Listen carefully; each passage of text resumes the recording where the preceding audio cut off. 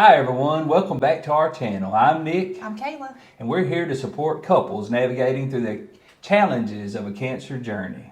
On this channel, we're going to talk about our personal experiences, our practical tips, and emotional support to help you through this time. If you're new here, don't forget to subscribe and hit the notification bell so you never miss an update. Thank you for being here. Now we're going to dive into today's topic, which is our cancer journey. And we're going to talk about our story. So it all began and you were having pains under your arm. Yes. So can you tell us a little bit about that? Yeah, so I had some swelling in my armpit and a lump.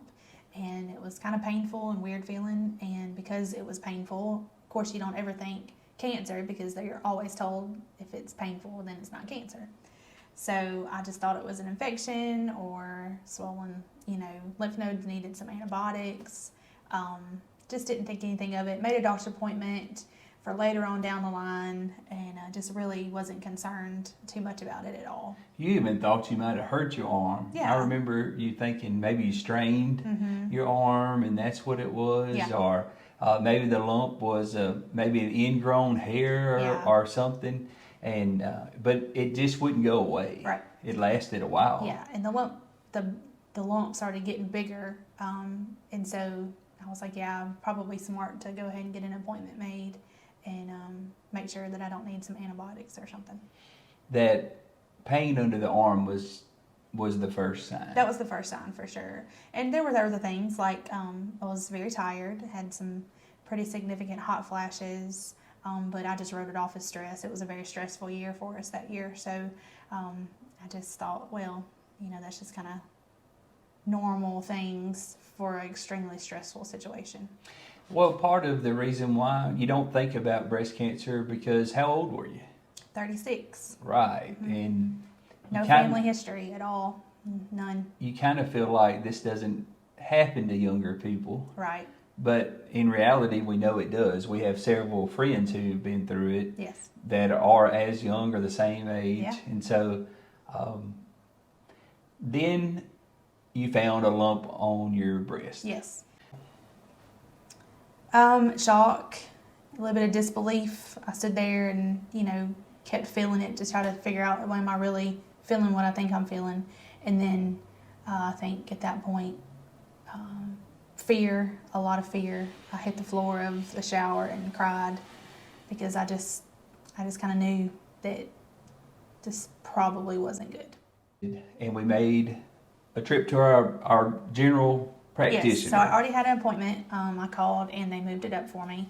And my general practitioner, who was very supportive, she felt everything and was proactive on it and said, let's go ahead and get it checked out, and sent me within 2 days to go get a mammogram and an ultrasound. And you had that done, and I think it's an important part of our story to know that we live in a small city, 12,000 people. Everyone here knows everyone here, and so our doctor we know, the nurse staff we know, and you had happened to have babysit. Yes. The nurse that was helping you when you got your when you had visited with the radiologist here. Yes. And when they reviewed the results, the medical staff, particularly the one you babysat, it was very emotional, I think. Which we didn't mind that, although it did freak us out. It freaked me out. The fact that our medical staff was obviously depressed, it didn't upset me towards them, but I knew we were in trouble. Yeah. I'll say that I remember thinking, my wife is so wonderful. My life is so wonderful. This is just how unfair it is that I'm going to lose my wife.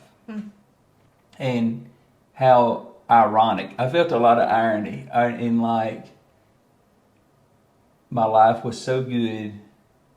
My relationship with you is so good that like life in its cruelness was going to take you from me.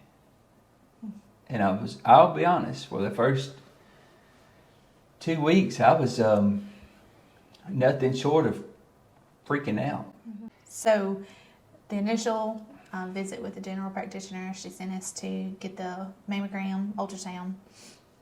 From there, I went to a breast specialist who did another little better quality mammogram and ultrasound, and the radiologist there, who was by far one of my favorite people through this process, came and sat by me, and she said, I don't have to get any kind of results back. What we're looking at is textbook cancer.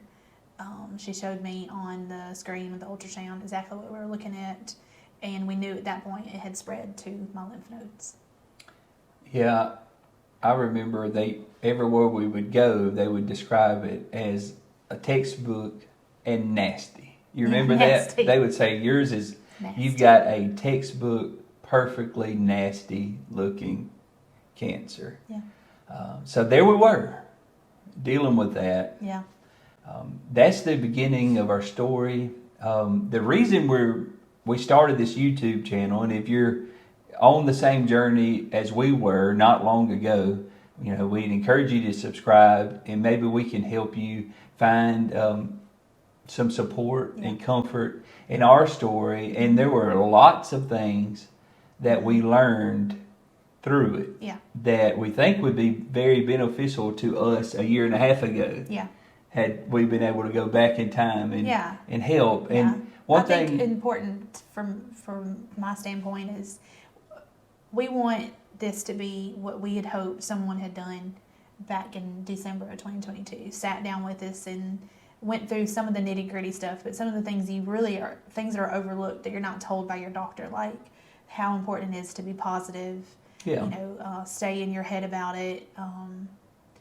Allowing people to support you. Of the choices that we had to make. Yes. The things that we had to prepare for.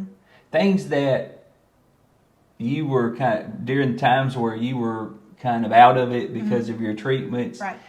That we both neglected as parents even. Yes. And some things you're going to have to. Yeah.